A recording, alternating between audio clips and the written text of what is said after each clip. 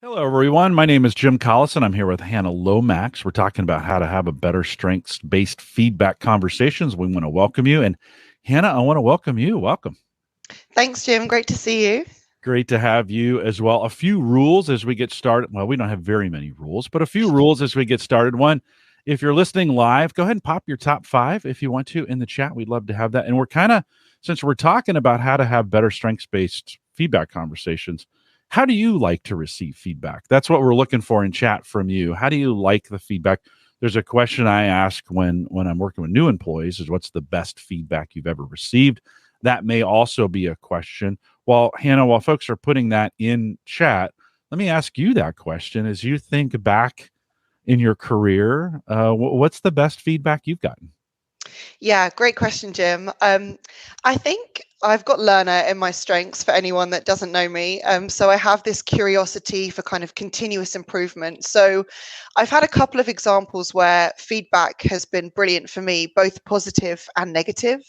So I think when it's been positive, it's specific. So it's not just that presentation was great. It's actually what I really liked about that presentation was that you interacted with the audience, for example, or pulled out, the fact that maybe we took a pause after a strong question. So Mm. specific things. And I think negative, it's not actually negative, right? It's an opportunity to improve. So I think the question, what might you do differently next time? I personally love because it helps me think about what I can do in a way that's going to drive me to excel even better, but still notice the things that perhaps I would do differently was I given the chance again. If you think about your top five, and we'll go through those here in just a second with you, but if you think about your own top five and you think about that feedback, have you ever been have you ever been in a moment when that your strengths and that feedback line up and you can point right towards a theme or maybe a group of themes and say, yeah, I could really lean into this more. Has that happened for you? Yeah, for sure. I think again with learner at number three, that's a super strong one for me. So I just have, the type of character where I love feedback.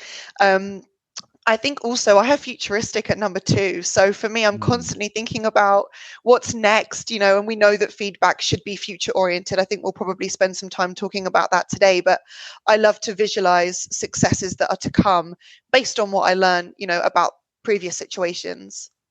Feedback is coming in. Speaking of feedback, it's coming in to us through chat. If you want to continue to put your top five out there, there's about 100 or so, and it's growing at this point. We'll give it a few more minutes. But if you want to throw your top five in the chat, or we're asking the question, how do you like to receive back, or what's the best feedback you've ever received? Hannah, but before we get started, let's get to know you a little bit. Tell us a little bit about where you live and what you do, and give us your top five. Yeah, absolutely. So I live in London. I'm in our offices today in the Shard, and my top five are positivity, futuristic, learner, responsibility, and focus. And I work in the learning and development team at Gallup. I'm really partnering with business leaders, coaches, to drive growth through their people within their Mhm. organizations. If I was your manager and I was asking, "Hey, let's have a strengths-based conversation and let's talk about it from the context of how you do your job best," because I want to give you some good feedback. Maybe we'll spend some time talking through that as well. How would you say your top five influences the way you do your role today? Can you put those two together? Yeah, so I think firstly, I'm just going to call out what a brilliant question that would be from a manager. Mm. So the fact that feedback is two-way, right? Like, so how would you like to receive feedback based on your strengths? I think leading with that demonstrates some self-awareness from the manager's side. It also creates that kind of psychological safety where you're entering a space where actually your manager is giving you the opportunity to share your preferences. I think with positivity, number one, I do struggle a little bit when things aren't great. So if things have gone really badly and that positive kind of essence isn't there, I almost feel like, the world is crumbling beneath me, which it Mhm. certainly is not.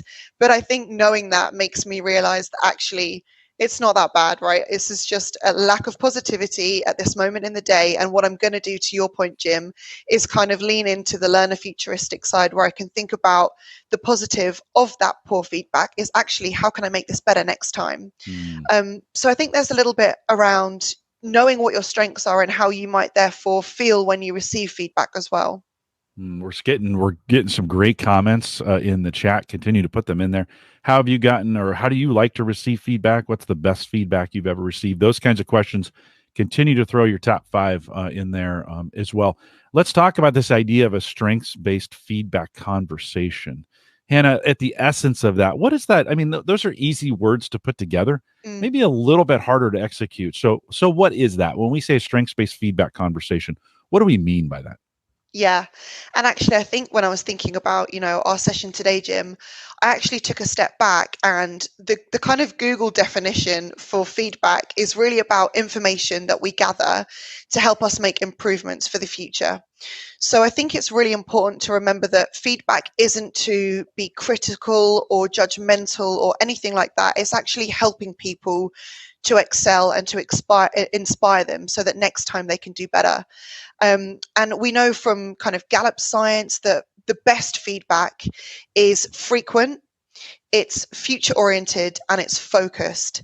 And I think when you think about putting that strengths-based lens onto it, to your point, it's a great sentence, right? Strengths-based feedback. But what that really means is knowing how you give feedback as a person. So the self-awareness of your own strengths. I think earlier I mentioned, positivity number one. When I have to give feedback that's not so positive, it's like an allergic reaction for me. I've got to do it, but I know that it's something I struggle with based on my strengths. So just kind of leaning into that a little bit more and going through some coaching myself so that I don't avoid, feedback that's not primarily positive. But also knowing what that person needs. So if you have somebody that's perhaps maybe highly analytical, feedback might be very data oriented, versus somebody that perhaps has high empathy. You're going to want to tap into the emotions that are maybe connected with that experience. So knowing your own strengths and the strengths of the person that you're giving that feedback to, it's just this roadmap that makes it better for everybody involved. Mm-hmm. Great. Aditi in chat, a great comment saying, thinking about what it is, right? Positivity, transparency, specific, periodic, future oriented. I love those words. And I love this conversation as we think about between a manager and those that they're managing, and thinking about what is that. And you just mentioned this here a second ago. What's asking the question, what's the most helpful feedback for you? Because I think we think it needs to all be the same, or as a manager, it's coming from my perspective, when the real intent of it, right, is to help fine tune the talents of those who are the feedbacks being given to. Hannah, do you think sometimes that takes, when we think about the professional development or the development of others, knowing that this feedback is going to help them from your standpoint, your positivity standpoint, and I have positivity 6, so I feel you in that, right? I sometimes try to spin that feedback always in a positive way, but Yep. knowing that it's to help them, do you think that makes it any easier, knowing this is coming from I'm trying to make you better? Does that help at all in the conversation, do you think? Hugely. And I actually think that most managers don't know that there is an opportunity for feedback to be positive and developmental, because I think one of the things that managers fear almost as much as firing people is having that mid-year performance review. And oftentimes, they think that it's going to be weakness focused or fixing things that didn't go well. It's not always painted in this kind of positive light. But if we can shift that mindset for managers and help them realize that actually these feedback conversations are an opportunity to help your people perform better and grow, that really kind of flips the mindset that they can have. And I think what we know to be true about the current situation that we're kind of working in with this current the world of workplace is actually that most people are not getting enough feedback, and when they're getting feedback, it's not in the way that they would like. So only 2 in 10 people actually strongly agree that they receive feedback, or that their performance is managed in a way that really inspires them to do really much better work. So I think if we can help managers get the skills that they need to give coaching feedback in a way that's strengths-based, future-oriented, focused, frequent, it would change how that feels for everybody. And you can start to create this culture where it's a good thing and it's normal.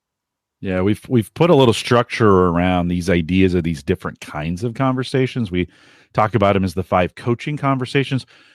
don't let that name throw you off. They're designed for managers, right? They're designed for leaders. They're designed in a way to help them do better coaching from that standpoint. Christy has this great comment that I want to lead into those 5 coaching conversations. She says, "For me, I appreciate feedback in real time, meaning that it kills me to get feedback based on something that happened weeks or months ago that was never mentioned. That's a little embarrassing for me too. And someone mentions it a couple months later and you're like, why didn't you tell me right then?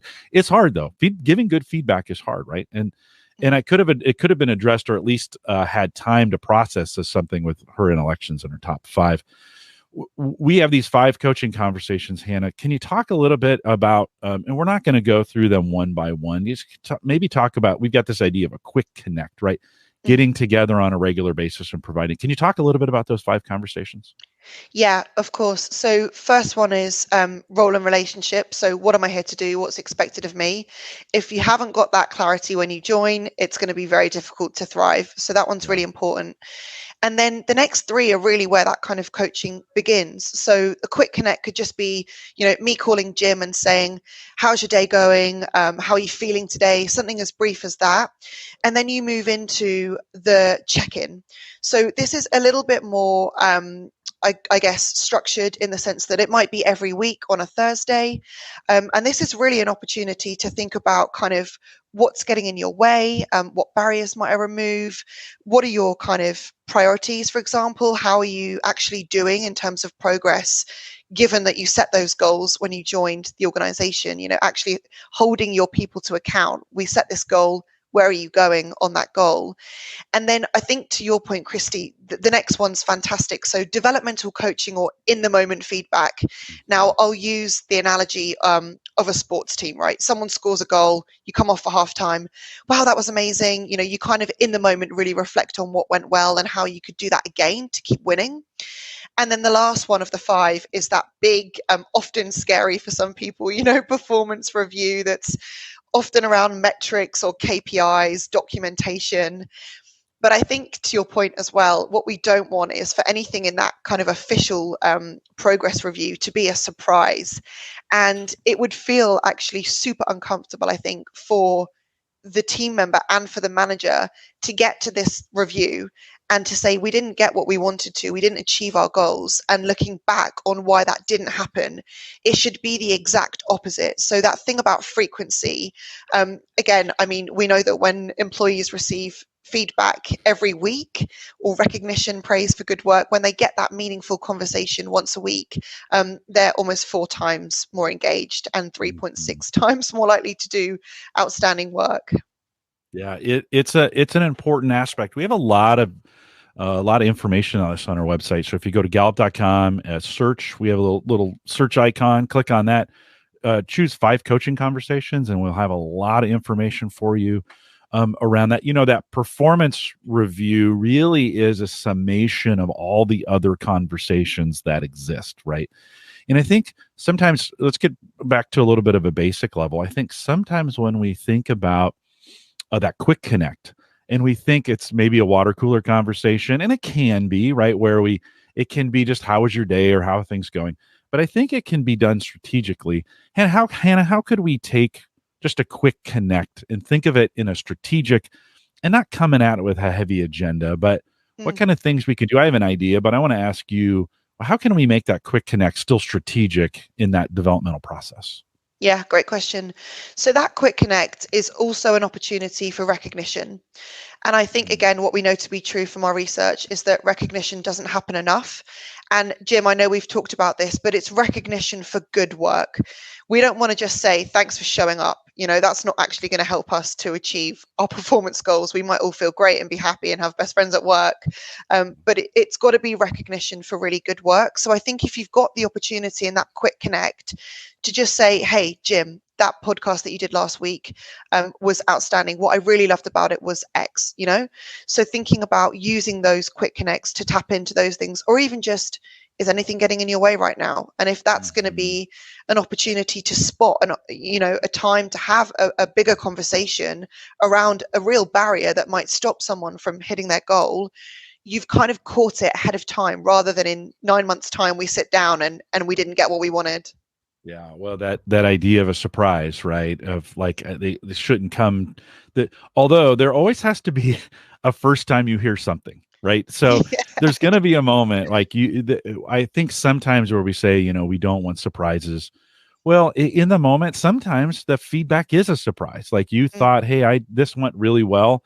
Maybe you didn't have all the pieces, and there needs to be some courage to say, okay, some things this part was done really well, but here's some things that also needed to be done. I think when we look at our Q12 and those first three questions, right? I mm, know what's expected of me. I have the materials and equipment to do what I need to do, and then I have the materials and equipment, right? Or I'm sorry, I get the opportunity to do what I do best every day. That's a manager conversation that I think sets up these strengths-based feedback conversations. Don't you think it would be hard to bring a conversation that's strengths-based if those first three needs aren't being met before those things happen, right? I think that has to be done first. When we have these conversations in a quick connect, one of the things I always think of, we have an exercise that our certified coaches have in their kits called I bring and I need, right? mm. Two really easy questions. And I think this can be and I think we can actually do this for each other. It doesn't necessarily need to be a manager that asks the question. Today, what are you bringing? And today, what are you needing? Like, I think that's a really great conversation to have that would bring out, and then maybe even say, and then how are you going to tune your strengths to those today, both what you're bringing and needing? I don't know, Hannah, as I say that, does that resonate with you? Do you see any benefit in that? Give me some feedback on it. Yeah, absolutely. I love that. And I think as well, just touching on your point about kind of clarity of expectations, the example that always springs to mind is, how easily it can go wrong. So if you say to someone, your job is to paint, right? And they go away and they paint a wall blue in a day, they're expecting their manager to come back and say, wow, you did the whole wall in a day. Actually, we didn't talk about what color and we didn't want you to paint it blue. So I think, if you Yeah. don't know what's expected of you, how can you get recognition or praise for good work? But yeah, I think the bring and need is just such a simple way as well for managers to sort of understand what's going on.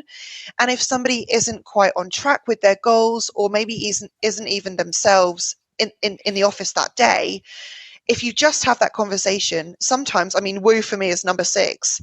And I'm like, I've just been doing like admin stuff all day. I need some people, I need some conversations. And that's why I'm a bit down.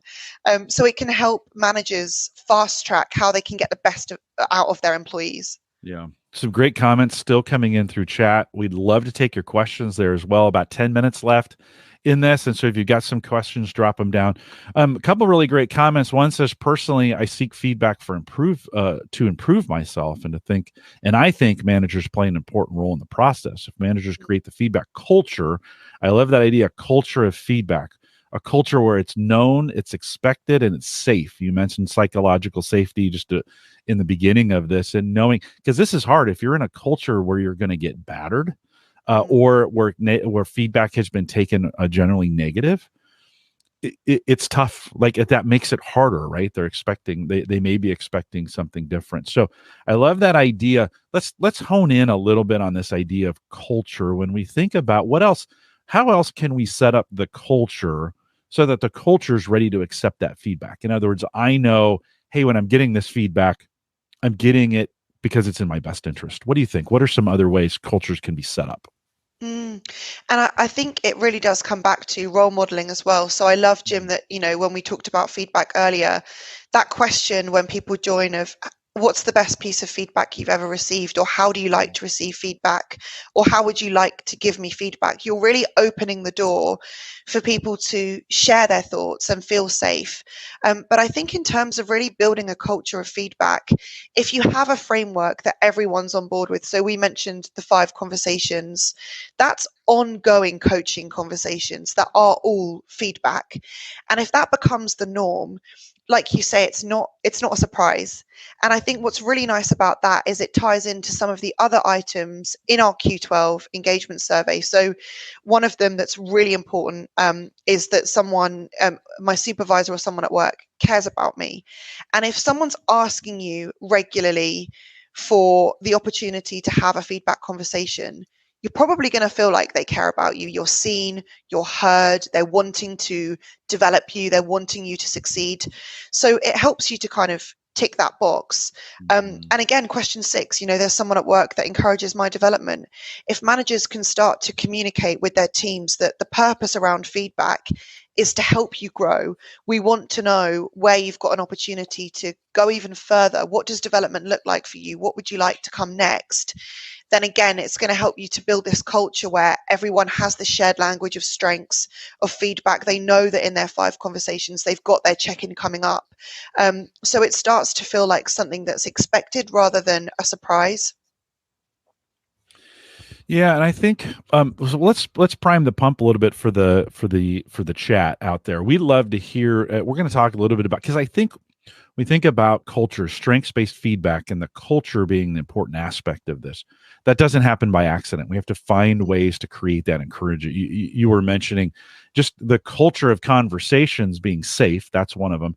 I like to think it all starts with onboarding. Like, if we don't get it right on day one, if we don't express our values and give that feedback early, we don't set the pace for that in onboarding, we miss an opportunity to kind of influence the organization. I mean, there's been a little turnover over the last couple of years, right? A lot of organizations have seen half to 3/4 of their employees turn over.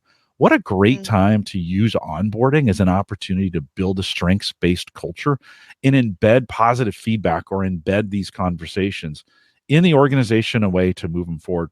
When we think about other ways to really embed strengths, embed this idea of these conversations in an organization, Hannah, what else do you think? What are some, and we'll take chat room ideas as well if you've got some ways, but what else would be ways we could embed it in the culture? Yeah. So it definitely comes from the manager. I mean, we know that managers are critical in the performance and the experience of kind of the employee life cycle as well. So if your manager is asking you strengths-based conversations, whether that be in a quick connect, any of your strengths you're going to lean into today, or any of your strengths getting in the way at the moment, that's, again, starting that kind of language that everybody's on board with. But I think also, if you know that that's part of the coaching conversation that's coming up when it relates to progress reviews, it helps you keep that in the top of your mind going kind of throughout the year.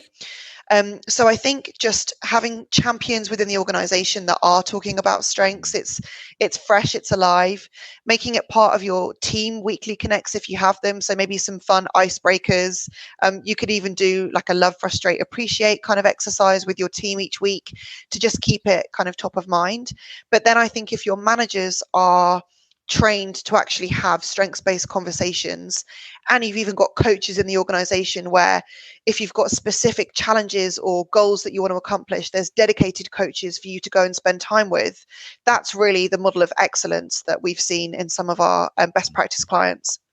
Sherilyn asked a good question out in chat, and I think this fits right in with what we're talking about. She says, how do you start the culture of giving good feedback in an organization that's not used to it, right? And I think what you just said is influencing the very first one, influencing managers, teaching and training them, onboarding, right? Having great team activities. We've got some team activity guides. You don't have to make that up. We've got some things that you can do. Hannah, what else as we think about this? How do we take a culture? And this is our business. This is what we do, is people come to us and say, help. And we help them do that.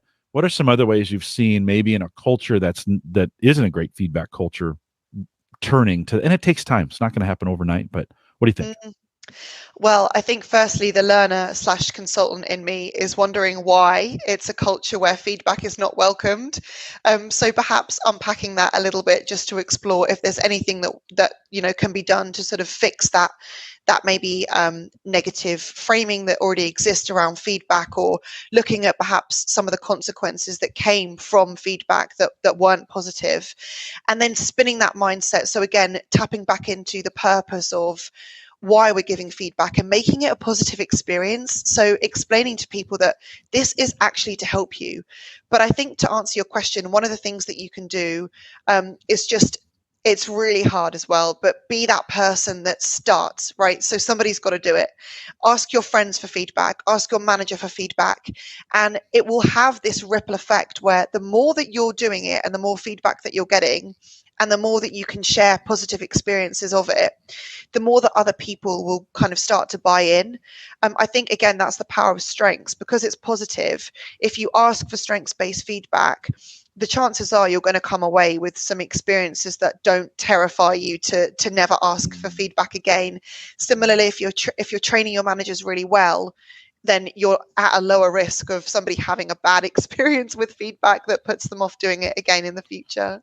Yeah, I think you alluded to this, but maybe we can spend a little time talking about it. In one of the steps of becoming a strengths-based culture, of course, is to have executive or leadership buy-in on this, right? That it begins, or it's supported by leadership. How important do you think it is in those leadership roles that you're modeling this feedback, right? That you're with each other. I think sometimes as leaders, we forget that we actually lead each other as well. Like we spend time influencing and focusing on it's not just, hey, I'm leading people, I'm alone. I've got a leadership team. And oftentimes in an organization that's also there to support. How do you think, how important is that all leaders are demonstrating that to each other as well? Talk a little bit about that. What do you think? Yeah. I mean, imagine that you have a pocket of an organization where managers become strengths based, all the teams know their strengths, and then they cross the CEO in the corridor and they have a conversation. What have you been up to today? Oh, we're talking about CliftonStrengths. And the leader says, hey, what's that? That's going to feel really bad, right? Like, we do not want that to happen. It might be an opportunity, of course. I'm leaning into my positivity here for these people who have done strengths to kind of educate that leader on what it is. But imagine if you flip that and the leader straight away says, oh, that's amazing. These are my top 5. Tell me more about yours. Think about how that feels. It also means that people aren't a little bit worried. Like, I don't know if you've seen any organizations where they say, oh, you can have Friday off to take a day for well-being. And everyone's like, can we really? Are my friends going to be online? Does that actually mean that we should stay offline? It's that psychological safety again around, no, we really mean this. We're really doing it. So I think it's really important to catalyze strengths-based development. Yeah, and I think to know what that feedback, like again, going back to the beginning of knowing how do I, me being the example, how do I like that feedback and what motivates me in that? Like I like it often, I like it frequent, I like it honest. Like I don't want to get caught off guard. That's the worst thing for me, right?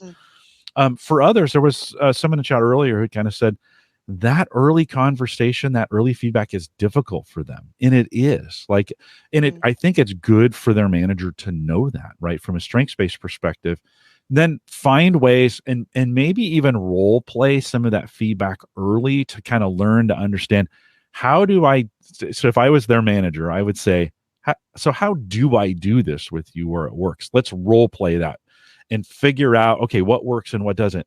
I know that feels awkward, but it's oftentimes a great way to model it first so you understand the expectation and then roll forward with it from there on out. It's this is not, if this was easy, everybody would just do it, right? It's really hard to do and sometimes takes practice. Hannah, we just have a minute or two left. Let's kind of wrap it. Final thoughts as you think about this topic of building and having better strengths-based feedback conversations. Put a bow on this for us.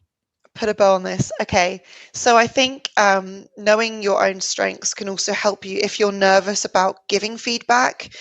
Going through some coaching around your own strengths is going to help you think about how you can do it best. So you almost feel a little bit more secure in, this is who I am. This is what's going to feel really easy for me. And this is where I'm going to find it a little bit more challenging. So that kind of self-awareness piece in that space of giving feedback.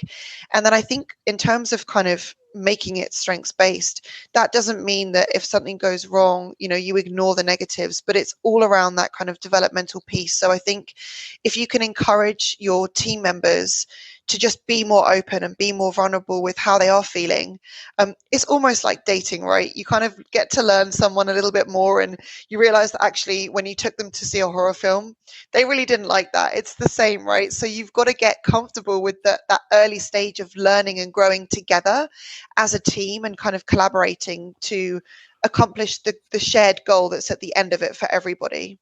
Hannah, thanks for spending time with me today. I'll give you some feedback. This was an awesome 30 minutes. It went super fast. Always but does. Appreciate you sharing your talents with us today. And it's always great to be with you. Thanks for coming on. Thanks, Jim. Great to have you. We'll remind everyone listening, if you're on LinkedIn, we did record this. It'll be available right after we're done. If you want to watch it again, maybe you came late, you can watch it there right on LinkedIn, or we'll publish this out to the Clifton Strengths podcast. Maybe you haven't subscribed to that yet, and you should. Just go to your favorite podcast player, and yes, Spotify. That's the number one question I get. Is it on Spotify? It's on Spotify. Search the Clifton Strengths podcast, and we'd love to have you subscribe to that as well. All these resources available on Gallup.com, and so head out there and search for those. And thanks for coming out today. Thanks for being a part of this, and thanks for all your comments and chat room, a little bit of feedback. You guys did awesome. Super engaged. Great comments. Appreciate it.